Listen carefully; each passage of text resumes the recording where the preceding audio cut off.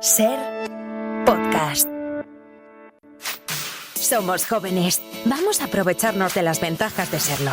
Si tienes entre 14 y 30 años y vives en la Comunidad de Madrid, sácate el carné joven y disfruta de miles de descuentos en todo lo que te gusta. Más info en carnejovenmadrid.es y en redes. Haz más. Vive más. Comunidad de Madrid. Todo es empezar. Historias que merece la pena escuchar. Con Cris Regatero. ¿Empezamos? Hola, ¿qué tal? ¿Cómo estáis? Yo soy Cris Regatero y como siempre te quiero dar la bienvenida a un nuevo episodio de Todo es Empezar, este sitio en el que nos gusta mucho contar historias, y hoy queremos abrir una ventana para hablar de la literatura, esa fuente de conocimiento, de experiencias, de imaginación.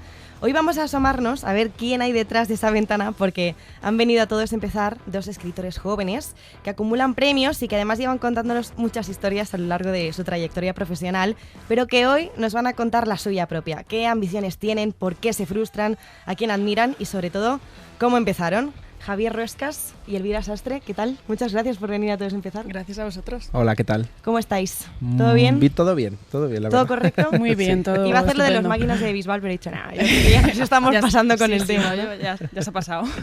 Bueno, vamos a conoceros un poquito más. Ya sabéis que aquí nos encanta leer currículum de la gente. Muy bien. Así que, Javier, si quieres empezamos por ti. Vale. Tú eres escritor y periodista, ¿correcto? Autor de múltiples novelas como Play o Pulsaciones, también trilogías. Te han convertido ellas en uno de los escritores más conocidos entre el público español y latinoamericano. Eres también youtuber y podcaster. Tengo un poquito de todo, sí. Y ahora también guionista, que ya también por guionista. probar un poco más, pero sí. Y además te encuentras en plena firma también de tu último libro, que lo tenemos aquí, que es I Ching. Sí, estoy, moviendo ahora que por fin he vuelto al papel, porque he estado mucho tiempo publicando audiolibros sobre todo, y ahora estoy otra vez volviendo al ruedo, básicamente, de presentaciones, de firmas, de ver a los lectores, lo cual pues me hace muy feliz. ¿Qué acogida está teniendo? Pues por ahora muy, muy sorprendente, la verdad, porque es mi primer libro prácticamente de no ficción. Es una versión del I Ching chino original, que es un libro maravilloso, es muy largo, es muy poético, y digamos que lo trae un poco a tierra y que ayuda un poco a reflexionar. Es un libro que al final nos ayuda a reflexionar, solo a pararte a ver qué quieres preguntar sobre tu vida o sobre el futuro, pues ya es algo bastante disruptivo dadas las circunstancias. Decías ahora lo de Bisbal, sí. Y en efecto ya se ha pasado, porque es que todo pasa así ahora mismo. Tal y oye, cual. Pararte un minuto a reflexionar no está mal. Suele ser difícil eso. Tú, Elvira, el I Ching ya lo conocías, ¿no?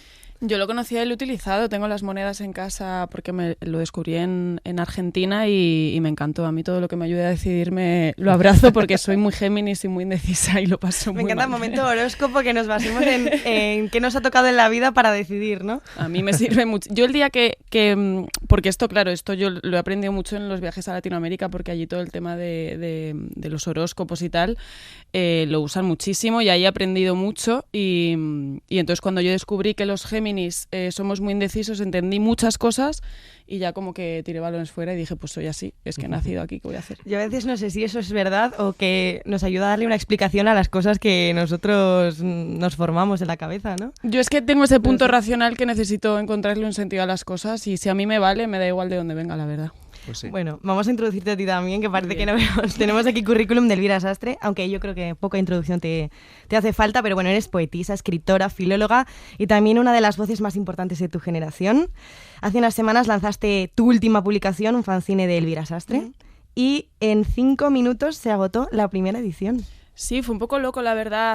Ha sido algo muy bonito porque, aunque yo sigo publicando con editoriales, pues de pronto se nos ocurrió hacer esta cosa autoeditada por volver un poco a la raíz, porque yo empecé así, autoeditando, y estamos haciendo el proceso. Vamos, llevo, pues desde que lo lanzamos, se ha cumplido ahora una semana encerrada en el taller, porque si no estoy firmando, estoy sellando, estoy colocando los papeles con las chicas que trabajan conmigo, y estamos muy contentas, la verdad, porque está funcionando muy bien. Y también todo el tema del Tour de Argentina, ¿no? Sí, ahí estamos, pues ya preparándolo y con muchísimas ganas, que yo creo que va a ir muy bien. Se llama Yo no quiero ser recuerdo, ¿no? Sí, por un poema, sí. Qué bonito. Antes de comenzar, sí que he visto que os conocíais un poco, ¿no? No sé cuántos conocéis. entre vosotros dos? Pues llevamos muchísimo sin coincidir. O sea, yo le conozco evidentemente como escritor, pero no sé cuándo, porque es que has dicho antes prepandemia. Hombre, vamos. Y es que todo lo que pasa antes de la pandemia parece que es como el nuevo antes de Cristo, ¿no? O iba a decir lo mismo. Sí, no, y de hecho me hace mucha gracia que digas lo de volver a los orígenes, porque para mí, de verdad que 2023 está siendo eso. Es verdad que la pandemia ha sido un antes y un después en muchos sentidos, pero sí que estoy notando que 2023, pues eso, volver lo que decía del papel, volver a firmar, volver a escribir con otra mentalidad, tal cual este año. Y es que hemos vivido mucho, es que llevamos publicado también mucho tiempo y el mundo editorial y todo lo que hemos, o sea, te pones así a mirar para atrás y dices, pero ¿cómo he hecho este viaje? Si es que llevamos, yo qué sé, 10 años, 12, yo qué sé, un montón de tiempo entre unas cosas y otras y el mundo entero ha cambiado, pero el mundo editorial, vamos. Aunque estemos en este momento de resurgimiento, de renacimiento, ¿os acordáis de cómo empezasteis? ¿Cómo empezó todo esto para vosotros, Elvira? Sí, yo como te decía, fue con una autoedición y además me acuerdo del mismo proceso en casa de mis padres, colocando las hojas una encima de la otra, cosiendo con unas cuerdecitas y vendiendo casi que de puerta a puerta, recuerdo que era por redes, por el mail, hacía recitales, entonces lo vendíamos allí y luego ya pues un año después o así llegó la oportunidad de la primera publicación y de ahí pues he ido encadenando, pero es verdad lo que decía Javier, que yo creo que también estamos en un punto, no sé si porque somos escritores o por la situación o por qué, pero creo que hay como una tendencia a hacer todo el rato, a reinventarse, ¿no? De alguna manera, lo que ya has probado y te ha gustado repetirlo y lo que no, pues seguir abriendo puertas o seguir tocando a ventanas a ver si surge algo, porque creo que a lo mejor forma parte un poco del espíritu creativo de inventar todo el rato cosas nuevas. Y para ti, Javier, fue un poco también ensayo y error, a ver... Sí, totalmente, imagínate, yo empecé a escribir con 9 años, un día que mi abuela me dio en vez de colorines un boli y un cuaderno, dijo, entretente así, y entonces me puse a escribir y terminé ese cuadernillo y dije, oye, me ha gustado esto de escribir y ya me puse con novelas más largas de fantasía y todo, y por entonces las editoriales no recibían los manuscritos por email, tenías que imprimirlos, tenías que llevarlos a correos, tenías que mandar a todas las editoriales, ninguna respondía, bueno, tengo una carta de una que sí que respondí diciendo que no, pero la tengo bien guardada, y mis padres me autopublicaron ese libro, el documento, lo hicieron libro y en Navidades me lo regalaron y me hizo mucha ilusión, por un lado porque vi que había, ¿sabes?, un apoyo dentro de que siempre querían que hiciese una carrera, que estuviese como con algo más seguro, pero siempre tuve ese apoyo y entonces a partir de ahí pues seguí escribiendo hasta que una editorial pues dijo, oye, me gusta este libro, y ya una vez publicas el primero es un pelín más fácil todo y entonces ya es encadenar proyectos, pero sí, es un momento también en el que necesitas mucho. Es verdad que nosotros nos valemos por nosotros mismos en el sentido de que si estamos escribiendo es porque nos sale de dentro y nos nace de la pasión, pero siempre está bien tener a tu alrededor a gente que te apoye y te diga, no estás loco. Eso mismo te iba a decir, qué importante que alguien se fije en ti y te refuerce un poco eso que tú crees que vas a hacer, ¿no? Porque en tu caso hablabas también me parece muy curioso de tu abuela. Sí. La figura de las abuelas, porque aquí tuvimos un programa también con dos artistas que son Michael de la Calle y con el Liquor, y los dos también hablaban de sus abuelas. Bueno, es que esa figura como que te empuja ahí, escucha, ¿no? Es que el nivel es que dentro de unos días sale una serie que he escrito con Andrés Quinzaños de libros infantiles para 8 o 9 años que se llama La abuela espía, y literal es su abuela Rosario y mi abuela María y los nietos, que son nuestros hermanos Carlos y Marta, que resuelven aventuras por el mundo. Te quiero decir, o sea, las abuelas son fundamentales y quien las tenga cerca aún, oye, que las aproveche mucho y las escuche mucho. ¿Tú, Elvira, has tenido esa suerte también o esa figura? Yo sí, de totalmente. abuela? A nivel familiar, la verdad que soy bastante afortunada. Además, mi abuela acaba de fallecer hace poquito y me ha pillado en pleno proceso creativo de una novela que he tenido que parar durante ese tiempo para recuperar un poco la estabilidad emocional, y me he dedicado a escribirle muchísimos poemas, que es algo que la poesía me ayuda mucho a afrontar ese tipo de situaciones, y a mi otra abuela le dediqué mi primera novela entera, que está basada casi en parte en su historia con mi abuelo. Entonces sí, yo creo que son además que creo que pasa particularmente con las abuelas, ¿no? Que son mujeres que de esa generación que marcan mucho a sus nietas, a sus nietos, porque somos conscientes de todo lo que han vivido, de todo lo que no han podido vivir, y es como una manera de hacerles justicia a través de esa escucha y también a través de no sé, de seguir sus consejos para realizar esos sueños de manera conjunta.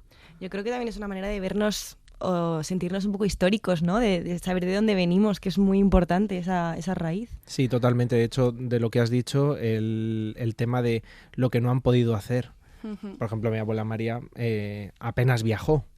Y entonces pues poder meterla en una historia simplemente y convertirla en una abuela viajera que va por el mundo entero, a mí ya se me pone la piel de gallina, ¿no? Imaginarla ya haciendo cosas así, porque es que es verdad que es la primera que estaba ahí, en plan, para muy bien. De hecho, ninguna de mis abuelas está ahora mismo viva, pero y mi abuela María murió antes de ver mi primer libro publicado, pero está dedicado a ella, como le pasa a Elvira, porque precisamente era quien también se encargaba mucho de nosotros. Cuando mis padres tenían que trabajar y tal, pues nos quedábamos con la abuela o con la abuela Luisita y nos quedábamos ahí pues entretenidos, y en ese aburrimiento, que por cierto es otro tema que ahora mismo me preocupa muchísimo, que la gente no se aburre porque no hay oportunidad, ¿verdad? En ese aburrimiento era donde salían las ideas y las oportunidades de, oye, me voy a poner a escribir, oye, se me ha ocurrido este personaje, oye, me voy a poner...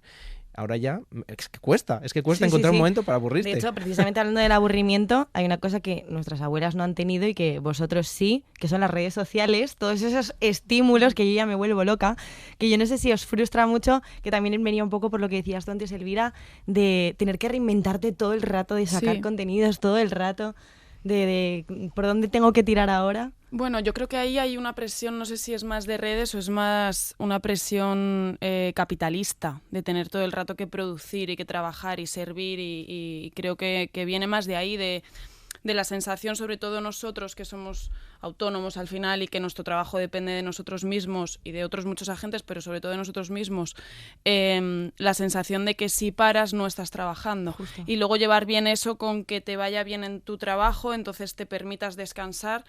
A lo mejor no te lo permites como se lo puede permitir una persona que tiene un trabajo fijo, igual que tampoco puedes desconectar. O sea, yo en los peores momentos que he tenido de estrés, que han sido varios, a pesar de que sea muy feliz con mi trabajo, pero he tenido picos bastante importantes de ansiedad y de estrés, he deseado dedicarme a otra cosa. O sea, ha habido un momento, no escribir, porque eso creo que lo voy a hacer siempre, pero sí decir, creo que hoy daría lo que fuera por tener un trabajo normal, entre comillas, de salir a una hora y desconectar, porque a veces las cosas te vienen un poco grandes y tampoco te enseñan del todo a gestionarlas.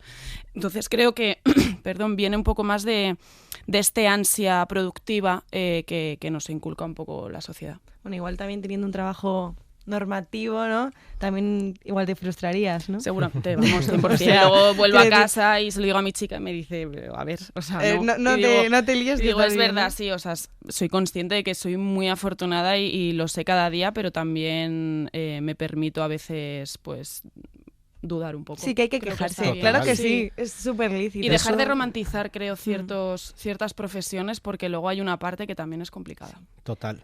Tú, no, Javier, ¿qué relación tienes con las redes? ¿Cómo lo sientes esto? Fatal, gracias. Fatal, Loli, voy ¿no? viendo, exacto. No, bueno, va yendo y viniendo. Ya digo que este reset que ha habido en estos años, al menos en mi vida, ha sido también impulsado por esta presión de la que hablaba Elvira, porque es que al final estamos tan metidos en nuestro trabajo que al mismo tiempo supone mucho de que me vean, que me conozcan, que me elijan a mí por encima de otro, cuando antes yo sentía al menos que había mucho más espacio para todos, y creo que todavía existe, pero como la presión es más grande, la velocidad a la que nos movemos es mucho más rápida, pues no podemos tener ni tiempo para reflexionar sobre cómo voy a llevar yo mi vida para que esta historia se termine como quiero, o cómo voy a hacer la promo de esto si después tengo que publicar otro, precisamente por este sentido capitalista. Yo, por primera vez después de muchos años, estoy escribiendo novela por placer, en el ritmo que yo me pongo, porque tengo otro trabajo. Ese otro trabajo también es escribir, pero es escribir guiones, pero tiene un sentido en mi cabeza mucho más de oficina, digamos, ¿no? Y lo disfruto porque es escribir, pero al menos tengo como esa base de tranquilidad y digo, no, mira, mientras la novela, porque es que antes, hasta antes de la pandemia, básicamente, yo escribía a machaque, porque es que si no, pues eso, no puedes pagar un alquiler o no puedes pagar las cosas que necesites, y es una presión constante, más allá de la que luego te impone, pues eso, la situación general, el universo, el mundo en el que vivimos, esta pandemia a la que salimos, etcétera, etcétera. O sea, llenar el bolsillo o sentir paz, ¿no? Mira, terapia. O sea, tener dinero también, hay un huequito puesto en plan, esto va para hacer terapia y entender qué qué es lo que está pasando Total. y entenderme a mí mismo. Total. Sí. Pues guardamos un poco las frustraciones en el cajón. Muy bien. La terapia, luego seguimos haciendo terapia, pero aquí hacemos una cosa que yo creo que es bastante divertida, que es el juego de Todo es empezar. ¿Os apetece jugar? Sí, claro. Venga. Vamos a por ello.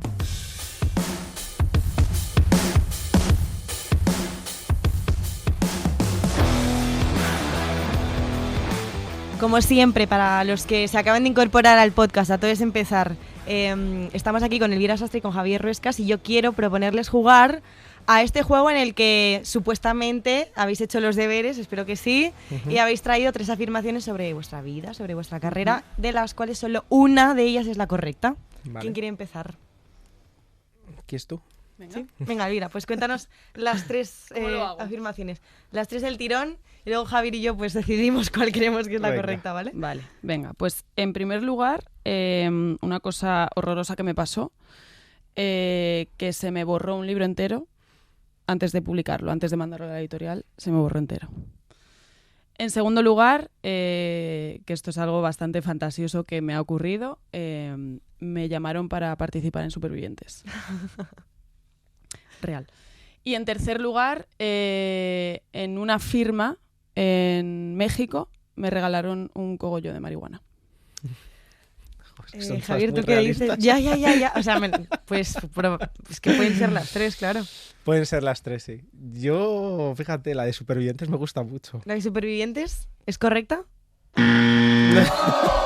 Es que les veo totalmente, tía, pero es que los veo totalmente en plan llamando a perfiles en plan un poco distintos. ¿Cómo se llama eso de que están en Cayo Paloma o algo así, ¿no? En la No Palapa. dura ahí ni un segundo, Sería vamos. increíble. Vale, pues venga, yo voy a decir la del cogollo de marihuana por la fantasía.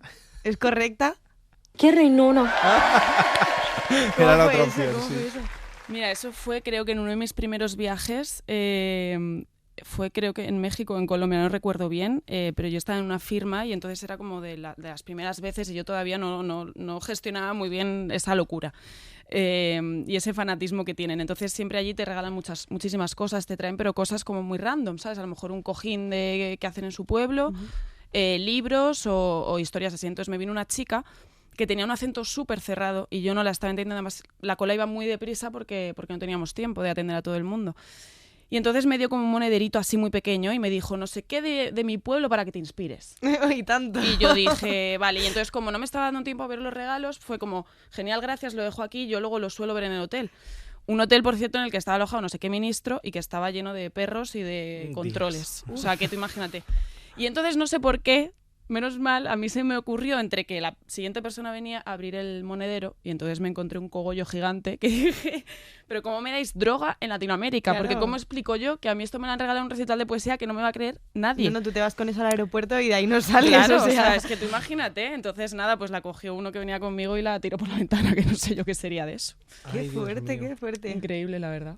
Habría sido también buena inspiración, ¿eh? Te lo Hombre, digo. vamos a ver. Hay una de Van esas a haberla otras usado situaciones. allí antes de salir, por lo Total. que sea, no sé. Era muy Total. joven todavía, sí, no. Bueno, tú, Javier, Detalle. vamos con las tuyas.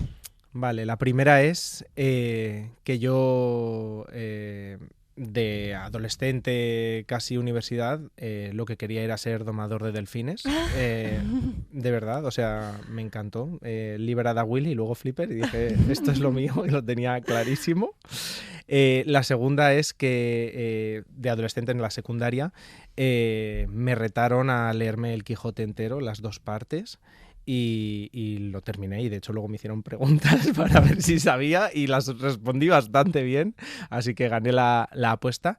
Y la tercera es que de pequeño no leía absolutamente nada, porque claro, estaba todo el día con la PlayStation 1, con la Sega Mega Drive, que era primero, y luego Ostras. con la PlayStation 1, y lo de los libros a mí me aterraba a unos niveles inmensos. Elvira, ¿qué crees? La tercera es que no me cuadra porque ha dicho lo de su abuela, ¿no? Que le ponía a escribir y ¿cómo le vas a poner Bueno, a escribir pero si no lee? puedes escribir y a lo mejor no se puede. A ver, podría ser, ¿eh? Para meterle en la lectura, Es un poco pero empezar no la lo casa sé. por el tejado, ¿no? Lo del Quijote, claro, digo, vale, pero ¿qué preguntas le hicieron? Porque si los otros no se lo habían leído, ¿qué preguntas le haces? Bueno, chica, pues sacaron ahí del rincón del vago. O el rincón del vago. Ojo que hablamos mucho del chat GPT, pero nosotros teníamos ahí el rincón del vago que nos hacía las cosas. Total. Bueno, a ver. Pues no lo sé, entre la 1 y la... Le podemos preguntar a Lichín a ver cuál dice que... Alichín. Venga, yo voy a decir Uf. Venga, la 2, que lo ha defendido sí, mucho. la del... Yo estoy contigo, la del Quijote. Y es que no pasé de mi primer Quijote, os lo digo. Yo tampoco. O sea, me quedé en ese libro ilustrado maravilloso, mi madre me lo compró y ahí se quedó. No, yo he leído casi todo entero, la verdad, pero no. Luego había Casi adaptaciones. todo entero. Claro, había Es que a lo adaptaciones. cacho, sí. O sea, es Vale, difícil. pues a ver, joven. pues vamos a decir la primera, por ejemplo. ¿Cuál? Venga. ¡Qué reinona! Explica, Quería ser, desarrolla. pues yo quería ser domador de delfines, o sea, era como que me hacía mucha ilusión. En realidad luego entendí que lo que quería ser era oceanógrafo o biólogo, ¿no? Pero en aquel momento pues yo veía, pues eso, Flipper, Liberada, Willy, Claro. todo estas y decía, esto es una pasada, estás ahí con estos animales tan bonitos. Y Son entre... peligrosos los Sí, delfines. luego ya descubrí toda la historia después de... Un capítulo de Los Simpsons que nos ilustró Correcto. mucho a todos. Pero llegó un momento en el que yo tenía que elegir carrera, claro, y estaba entre ser escritor, que era lo que yo llevaba haciendo desde pequeño, ser actor, que me gustaba mucho y tenía yo mi grupo de teatro y tal, o ser domador de delfines. Y mi madre dijo, no, domador de delfines, o sea, eso tiene una Evidentemente, carrera, eso va a ser- lo otro no tiene ningún tipo de Hombre, futuro. ahí vas a estar tú y yo creo que un poco más. Y ahí estaba yo, pues puse ahí pues para veterinaria, para biología, y como ninguna de la nota no me dio, porque yo era muy mal estudiante para estas, acabé en ingeniería de montes, porque mi madre, que era maestra, se fue con las niñas a la ingeniería de montes, a la escuela de allí, y vio que tenían una piscifactoría y dijeron, bueno, pues de esto a los delfines, venga. y como no tenía ni idea de lo que quería Entrena, hacer, te es que ese es el convalida. nivel, tía, o sea, a los 17 años, porque Es que además yo quién soy sabe lo que diciembre, quiere, claro. eligiendo mi futuro, y yo, pues no sé, es que a mí me gusta escribir, me gusta actuar, ¿sabes? No sé, odio estudiar. Pues nada, ahí acabé en una ingeniería de montes. Pues a mí para acabar ya el programa sí que me gustaría, bueno, pues siempre nos dirigimos a los jóvenes, ¿no? ¿De qué manera vosotros creéis que se puede hacer atractiva esta profesión, ¿no? Porque, como tú decías un poco también ahora en tus anécdotas, es difícil hacer que los niños comiencen a leer, hacerlo atractivo y también ponerte tú a escribir y a generar ese contenido, ¿no? Vamos a ver, yo creo que, como dice esta frase, ¿no? Que el verbo leer, como el verbo amar, no admite imperativos, ¿no? Que tiene que salir de ti. Lo que pasa es que no tenemos que por qué limitarnos a lo mejor a estos chavales que empiezan a leer a libros, a lo mejor unos cómics. Yo tuve una temporada que leía muchos cómics y mis padres no me decían, oye, muy mal por leer esto, deberías leer novelas. Creo que ahora mismo tenemos muchas oportunidades de llegar a la gente joven, más allá de esas series o de esos videojuegos o tal, que son estupendos y tienen narrativas maravillosas, pero creo que Internet, las redes sociales, hacer atractivo de qué manera... Ese es el problema, ¿no? Que tú por un lado escribes para ti, porque lo necesitas, porque es que es algo que de verdad que es que si no escribes se te pudre dentro y te sientes como mal. terapéutico. Y es terapéutico a muchos niveles, sea poesía, sea novela, y luego para que le llegue a los chavales, pues animarlos desde la sinceridad de por qué has contado esta historia. Yo es lo que he hecho desde siempre. Yo he escrito una historia para mí, de repente ha resonado en otras personas de aquí o de otros países que se han sentido identificados con esos personajes y tal. Yo solo puedo animar a que le den la oportunidad y si no, ese libro no les gusta, que lo cierren y cojan otro, porque al final hay muchos. Sí, que no hay que terminarlo por obligación, ¿no? Sí, yo estoy totalmente de acuerdo. Además es que me parece algo horroroso lo de la lectura obligatoria. Yo además que he hecho una carrera de letras y yo cada vez que me obligaban a leer un libro es que pues tiraba al rincón del vago, la verdad, porque Exacto. es que no... Siento que hay o sea, me pasa a veces además que siento que hay tantos libros. Me pasa a veces que siento que hay muchos libros que no me va a dar tiempo en mi vida a leérmelos todos y me agobio un poquito, pero luego digo, ¿cómo voy a perder el tiempo, entre comillas, en leer algo que yo si en la primera página, segunda no me engancha, no suelo seguirlo? Entonces creo que la lectura es eso y considero que a la gente... Creo que hay una labor muy, muy importante ya desde hace mucho tiempo de muchos maestros y maestras de lengua por salirse un poco del temario, por emplear su tiempo libre, porque yo solo he visto cuando he ido a institutos en dar a sus alumnos y alumnas las lecturas que realmente quieren leer o lo que ellos creen que puede encajar, saliéndose un poco del canon, que además yo creo que en España el canon que hay marcado en cuanto a literatura en los centros es ya un poco arcaico. Yo creo que no puedes pretender, pues lo que hablamos del Quijote, que un chaval o una chavala de 15 años se lea el Quijote. Claro. ¿Por qué no le das, yo me imagino, un Harry Potter y les tienes dentro a muchísimos? Entonces luego ya llegaremos a lo demás. Yo no entré en la poesía clásica. Yo entré en la poesía cuando leía a Becker, que era mucho más sencillo. Y luego mira, ¿no? O sea, yo creo que hay que dar a la gente a la gente joven lo que quieren leer, sin tanto prejuicio, sin tanta historia. Y luego yo animo particularmente a que cualquiera que nos esté viendo, escuchando y sienta una inquietud artística de cualquier tipo, ya sea la escritura, la canción, la escultura, rapear, yo que sé, cualquier cosa, que la sientan y que la protejan mucho y que la cuidan y que la practiquen, porque creo que bueno, como decía Javier, eso te ayuda muchísimo a afrontar el día a día de una manera muy interna, muy gratuita, porque es de uno solo. Y si luego tienes la suerte y concuerda todo y también hay apoyos de fuera que son muy necesarios para que eso se pueda convertir en tu profesión, pues maravilloso, pero que no lo suelten y que lo potencien, que les va a ayudar mucho. Pues no hay mucho más que decir, yo creo, ¿no?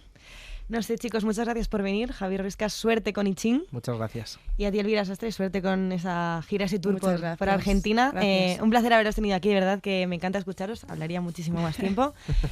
Haremos una parte 2 en algún momento. Maravilloso. Gracias. Gracias.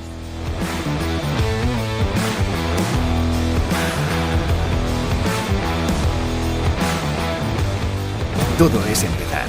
Un podcast original de Radio Madrid. Guión y producción, Lucía Reiner, Lidia Payo y Cris Regatero. Redes, Lidia Payo. Vídeo, María Carbonell. Técnica, Álvaro Ugena. Suscríbete a Todo es Empezar. Todos los episodios y contenidos adicionales en Ser Podcast y en nuestros canales de Apple Podcast, Spotify, iVoox, Google Podcast y YouTube. Cada jueves, un nuevo episodio. Síguenos en Instagram y en TikTok. todoesempezar.podcast. Ser Podcast.